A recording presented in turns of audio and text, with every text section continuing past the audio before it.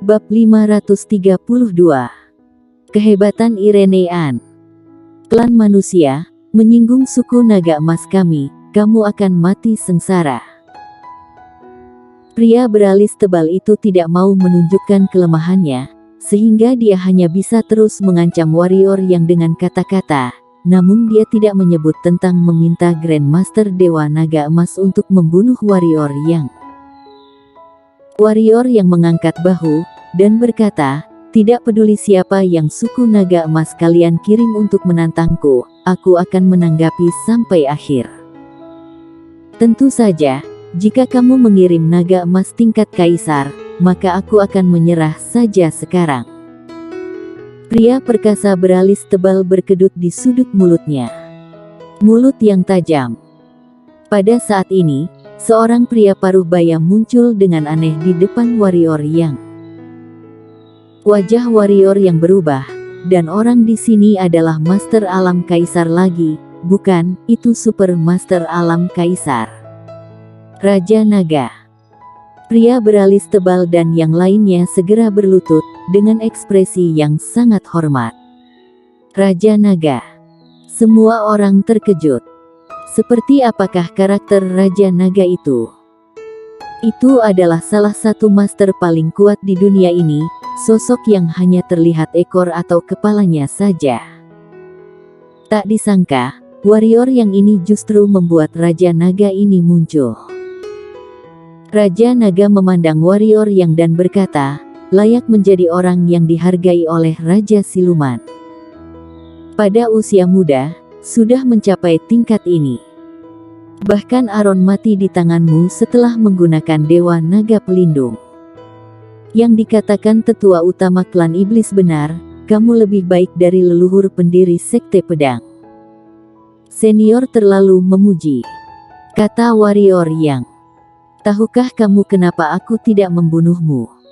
Kata Raja Naga tiba-tiba. Kelopak mata warrior yang berkedut, ternyata orang ini benar-benar tega membunuh dirinya. Raja Naga melanjutkan, jika aku ingin membunuhmu, bahkan Raja Siluman tidak bisa menghentikannya. Dan aku percaya jika aku membunuhmu, dia tidak akan dan tidak berani bertarung dengan suku naga emas aku, tidak peduli dia ataupun aku, kami tidak berani saling menyerang. Hanya ada satu alasan mengapa aku tidak membunuhmu, dan itu adalah kebencian yang tidak dapat dihilangkan antara kamu dan Raja Manusia Julian Luo. Terus terang, klan silumanku membutuhkan kalian saling membunuh. Ini adalah alasan kamu bisa hidup, mengerti? Kekuatan senior luar biasa, dan apa yang dikatakan senior adalah benar. Kata warrior yang. Kamu adalah orang yang cerdas, tahu untuk bersabar, tidak seperti yang terlihat, yang hanya berani tanpa perencanaan. Kata Raja Naga. Warrior yang berkata, di depan kekuatan absolut, semuanya adalah awan yang mengambang, bukan? Raja Naga tersenyum dan berkata, klan manusia, meskipun kamu adalah klan manusia, aku sedikit menghargaimu. Semoga keputusan Raja Siluman benar, jika tidak, kamu akan menjadi musuh klan silumanku di masa depan. Raja Naga berbalik dan menyapu puluhan Dewa Naga Emas di sampingnya, dan berkata, mulai sekarang, kalian tidak boleh memprovokasi dia.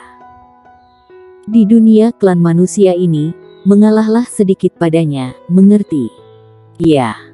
Lebih dari selusin Dewa Naga Emas bersikap sangat hormat.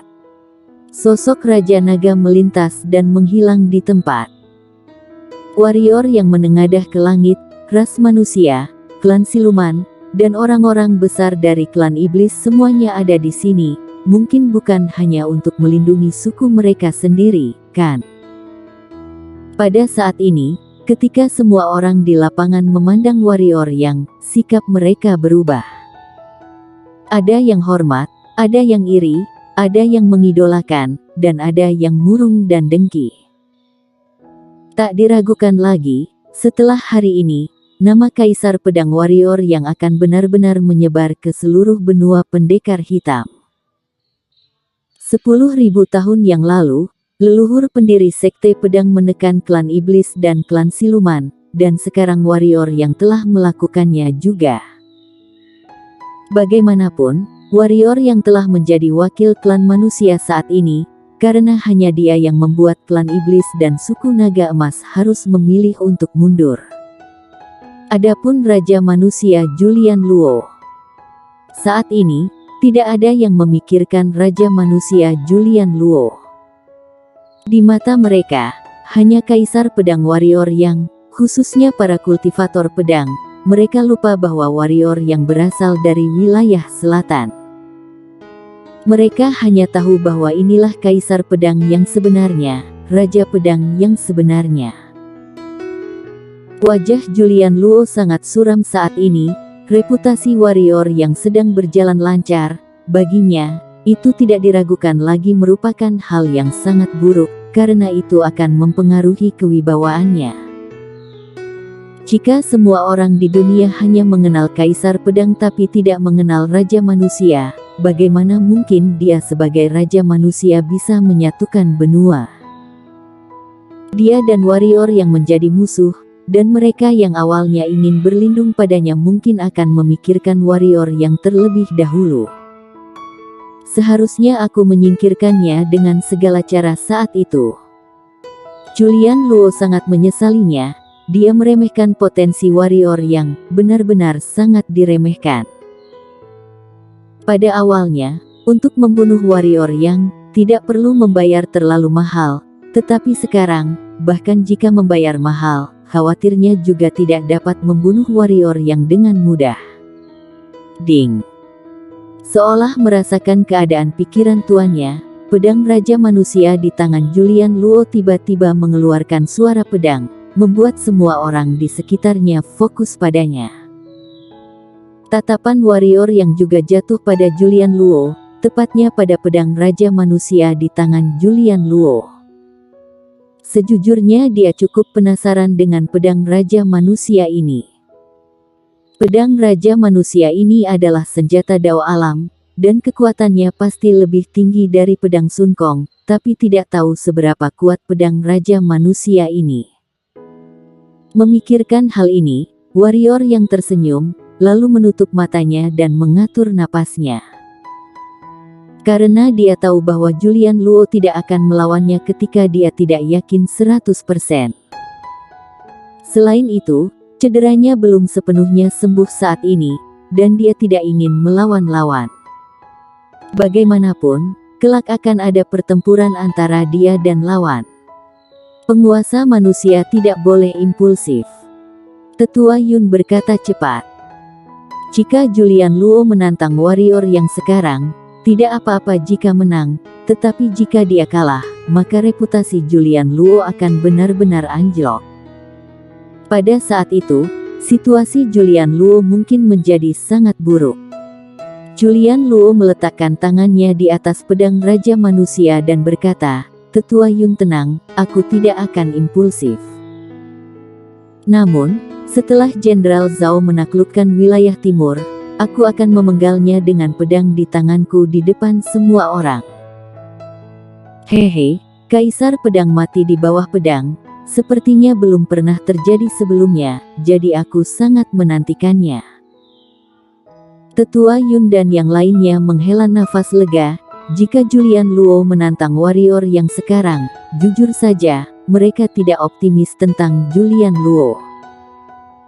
Karena warrior yang tidak hanya kuat, tetapi juga sangat misterius, tidak ada yang tahu bagaimana dia membunuh naga emas atau di mana dia menyimpan mayat besar naga emas. Pada saat ini, Julian Luo hanya memiliki satu wilayah kekuatan iman, melawan warrior yang itu benar-benar meragukan. Bagaimana kamu membunuh naga itu? Irene An berjalan ke warrior yang dan bertanya. Melihat Irene An mendekati warrior yang, banyak orang menoleh.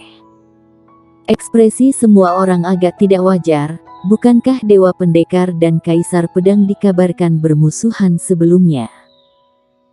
Kenapa kedua orang ini tidak hanya menunjukkan tanda-tanda musuh, tetapi sebaliknya, mereka tampaknya berteman? Wajah Julian Luo dan yang lainnya tidak terlihat bagus. Irene An berasal dari keluarga An, dan keluarga An telah berlindung padanya. Saat ini, dia sedang berbicara dengan warrior yang di depan semua orang.